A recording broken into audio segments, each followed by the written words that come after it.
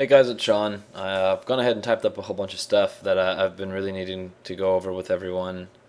A lot of it has to do with the battle system, and I just wanted to go ahead and talk about some of the other stuff that I've already implemented. I do want to go ahead and apologize in advance. Well, I guess not in advance.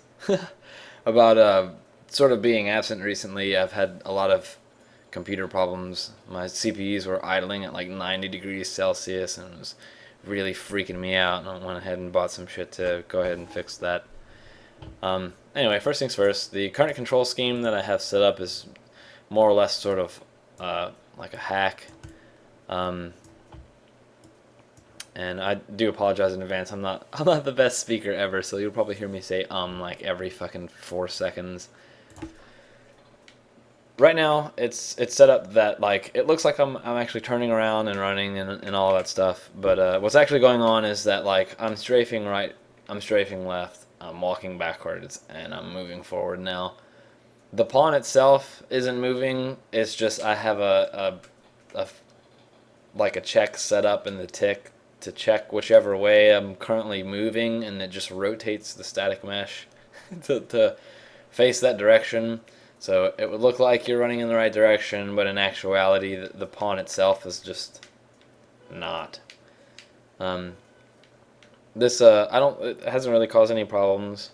Not at least not yet. I've had to do a couple like extra things with some other stuff, but uh, right now the reason why I just left it like that was that whenever you walk into like a volume that changes the camera, like for instance, this camera is rotated 90 degrees compared to like the normal just zero rotation camera. It it rotates the pawn along with it, so that whenever I press down, I'm actually moving to the right technically on the map, but it's still down to the player. It makes sense, that whole deal. Uh, like I said, it hasn't really caused any problem yet. I'm not sure how it'll act whenever I'm doing that to a skeletal mesh. I'm not sure if it's gonna like not like if the engine's not gonna like that or anything like that. Um, so just for now, I've left it like that. I haven't really messed too much with custom camera work. That's still something that I really need to learn. But yeah, that's the way I have it set up right now. The battle system. Let's see, current keyboard. Right now, I have it set up for a controller. I have my Xbox 360 controller plugged in. It's set up for work with thumbsticks. However, we could easily change this to any sort of keyboard layout or anything like that. Right now, let's see. If I run into the sky, if you look down at the bottom, you'll see that defaultly the right thumbstick the right thumbstick's menu has nothing on it. You choose that with the left thumbstick. So like if you wanted to do an attack, you hold it up on the left thumbstick. You can choose which attack that you would want to do, or if it's like a skill, that would pop up the skill menu. Haven't really wanted to do anything with defense yet. I know we haven't really talked about a whole bunch of stuff like that. Right now, I've just really left everything defense out, and was originally planning just to let HP more or less be your defense. And the item menu I'm going to talk about a little bit later on because it's still sort of an idea. But right now, the only one that I have set up is just like attack 1, whatever, because it's just like a placeholder. And let me restart this because it's probably going to crash in a second. I haven't coded anything on what to do, like if the player dies yet. So to attack, you would hold both thumbsticks up, or whichever particular attack that you wanted to do. Pull the right trigger, and that'll initiate the attack. It'll restart the time. If you look over on the right hand side, you'll see like the little yellow bars going up and all that. I do have a method. I'm already screwing up my words. I'm trying to think of what I'm going to say next. I already have sort of like a formula for the leveling up and all of that stuff. I'm not too sure exactly how it's going to scale, but I'm hoping that it'll already be like at least decent enough to where it'll just need minor tweaking, and I'll go over all that stuff. I'm just going to go ahead and get most of the stuff out of the way that like would have anything to do with the different gene nodes and stuff like that, so that if you have nothing to do with level design after that, we can go ahead and get that out of the way. I already have it set up to count down the experience over 3 seconds, no matter how big the number is. That's been way too long trying to figure that one little thing out.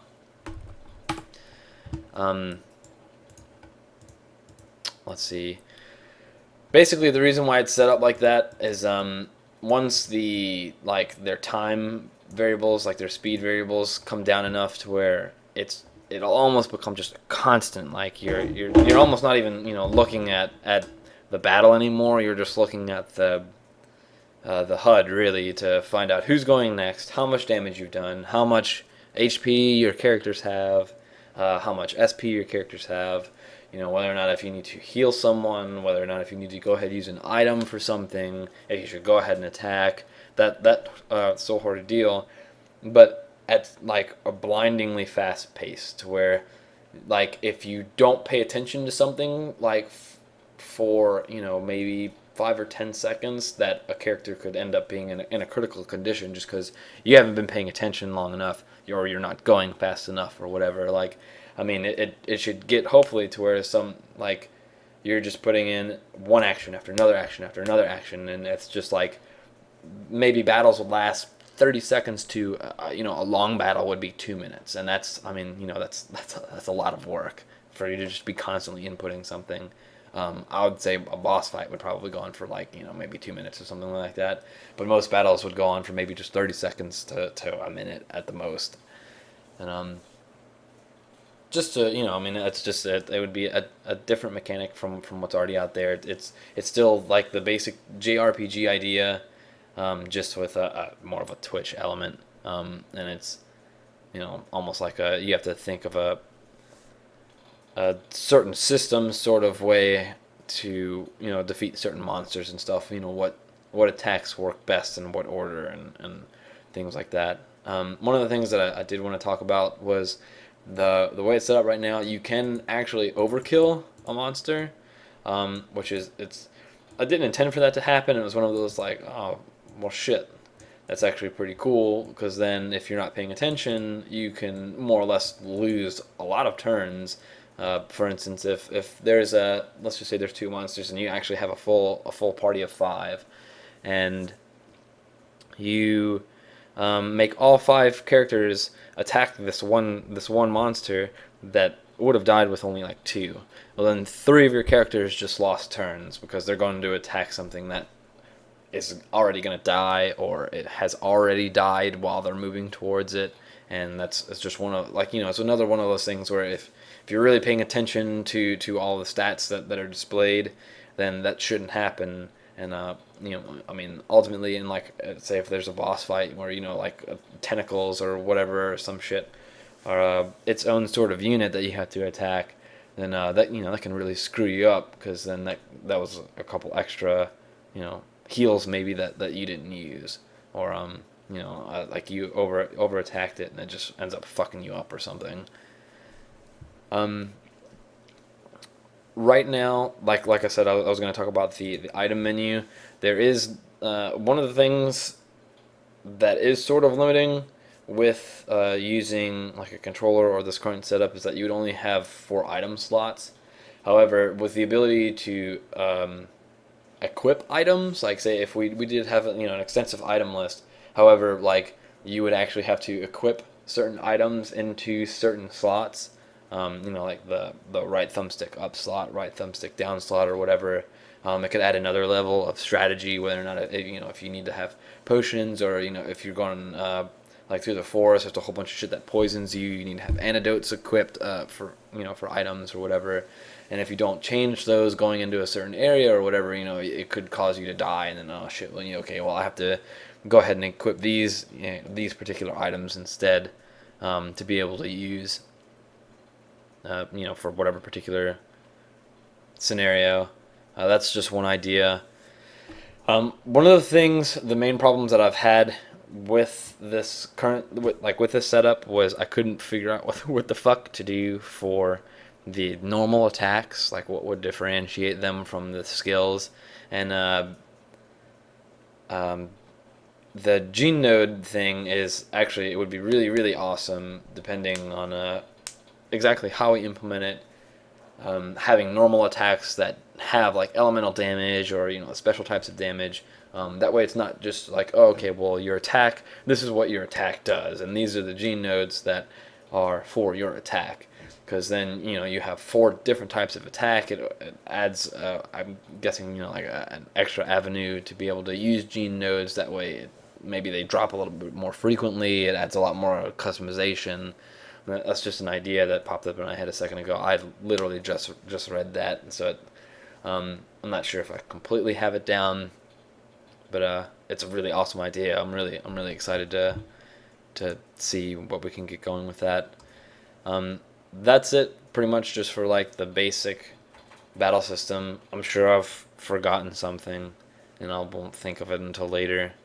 But if that's all you're worried about, you can go ahead and stop watching. Everything else is just going to be about level design stuff and how I have everything set up.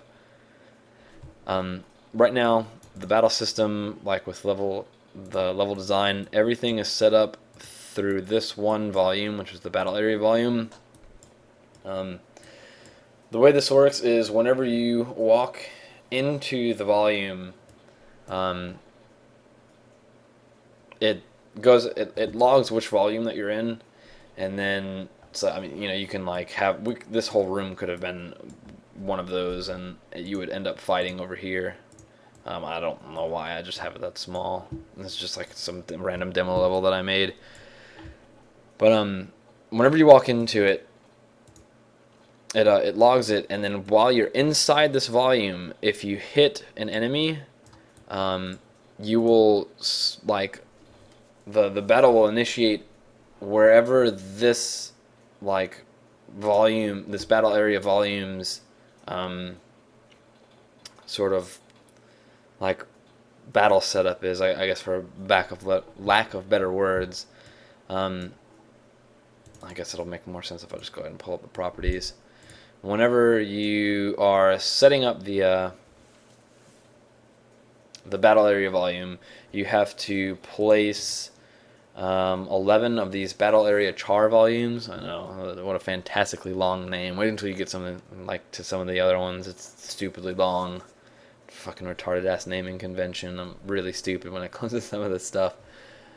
You set 11 of these. 5 of them are for the player, 5 of them are for the monster, and then 1 is for the pawn spawn. The way I have everything set up is whenever your world pawn touches an enemy in the world, they become invisible, and a battle handler pawn gets spawned in the middle, and that's more or less like technically you, and that's interpreting all of your input, and all of the like players and the monsters are actually controlled by AI. It just you like will send a command to them, and the AI handles the rest of it.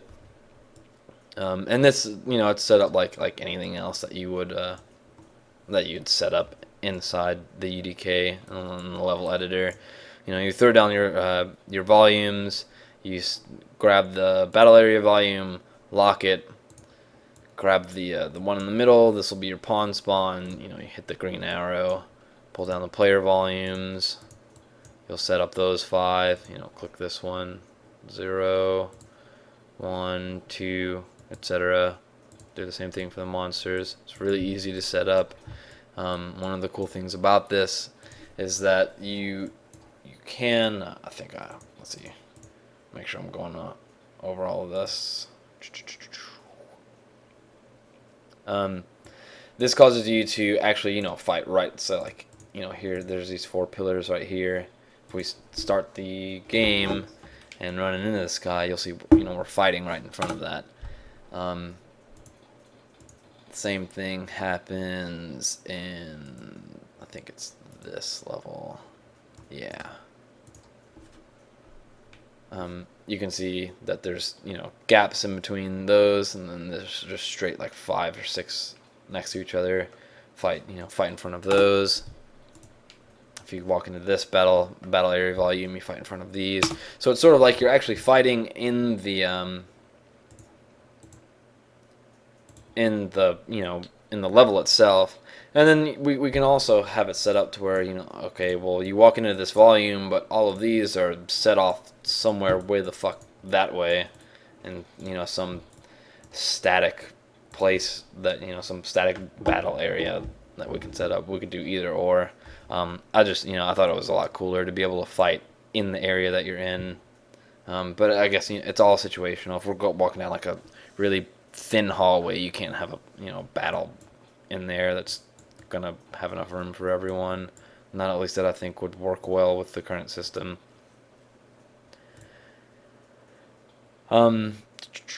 It's only set up for normal battle right now. I would eventually like to do stuff that has preemptive attacks and surprise attacks, pincer attacks for both like the monsters and the players. Or like they're in the middle and you're surrounding them, or they're surrounding you, whatever. Still a lot of work to do with that. It's all just ideas right now. Yeah, that's that. The in-game cinematics, one thing that I'm going to point out right away is that in my editor, I was spelling cinematics wrong. I was spelling it with an I, and normally that kind of stuff really bothers me, but I'd already made so many classes and like so many references to it that I was like, dude, fuck it. That's how I'm spelling it from now on, like in the game. Anyway, this is just what I have set up right now. I'll just go ahead and show you. We were walking from over here. Hit the volume. Everybody moves. Start talking. Press. None of my buttons are working. That's what I get for letting other people fucking use my stuff.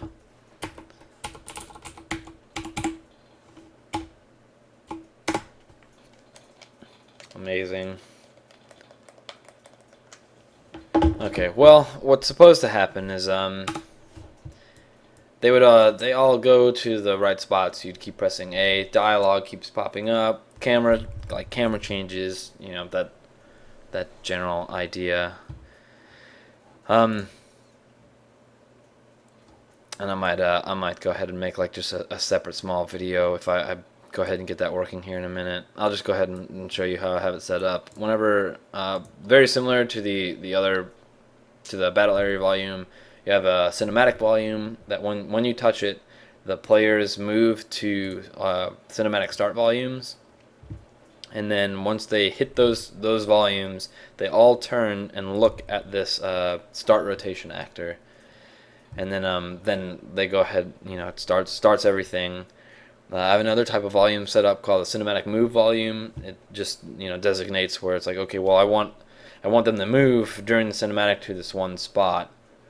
You can do that, drop one of those down, and then you put it into the cinematic volume properties, which I'll show you how to do in a second. And then also the cameras. Whenever you start that out, let's go ahead and lock this. Start rotation target, you throw it in with the green arrow. Cinematic initialization. We have 3 players in the party at this point, so it's all set up to be dynamic.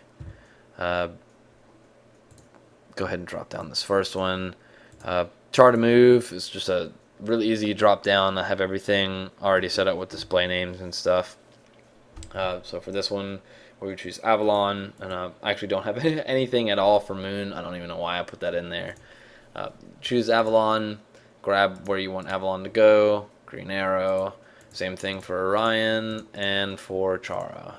Once that's done, once they all get to their spots, I'm pretty sure it might actually start as they're moving to it. I'm not too sure just yet. I know I have some sort of thing implemented to make sure that they get to their spots first. I just don't remember. It's been a minute since I messed with this particular thing since we've been talking about so many other things.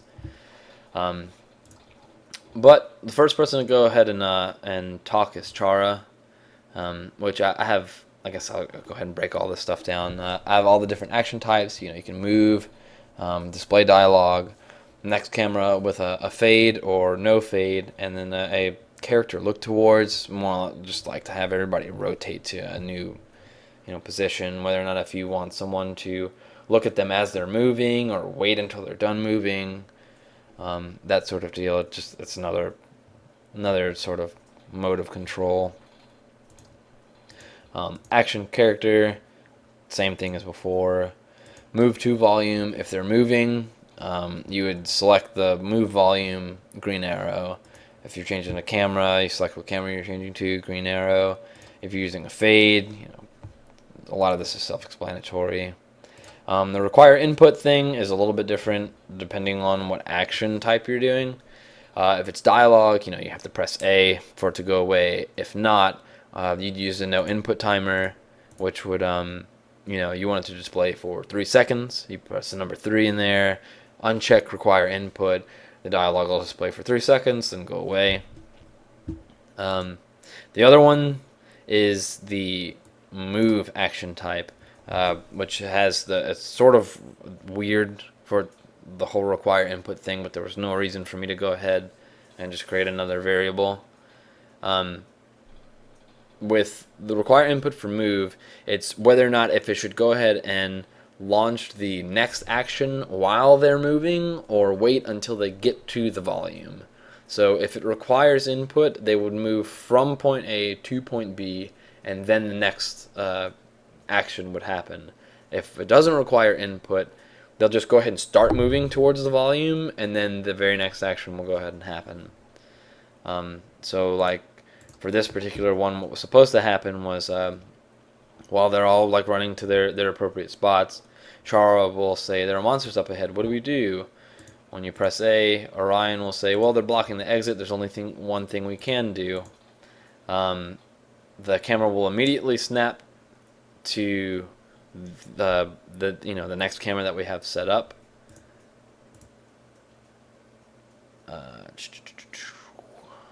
Did I accidentally press something?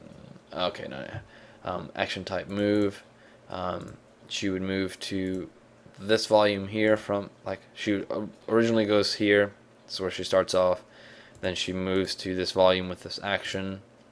Doesn't require input, so she starts talking. She just starts doing this action immediately, which is dialogue. She'll say, yeah, I guess you're right.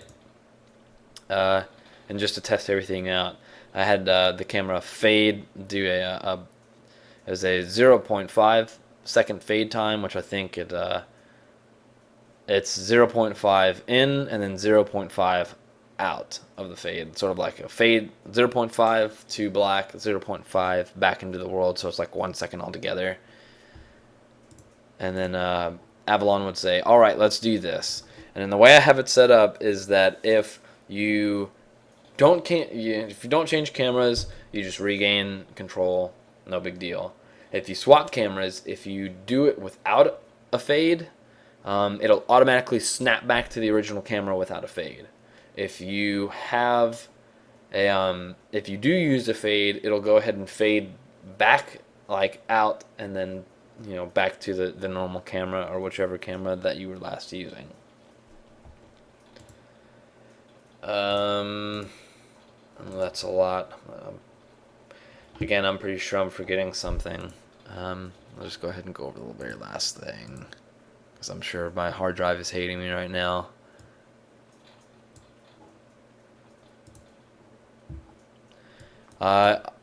With like certain things, it was sort of getting hard to see the character, and this is an incredibly fucked up like random tree thing I was just like threw together in 3D Studio Max.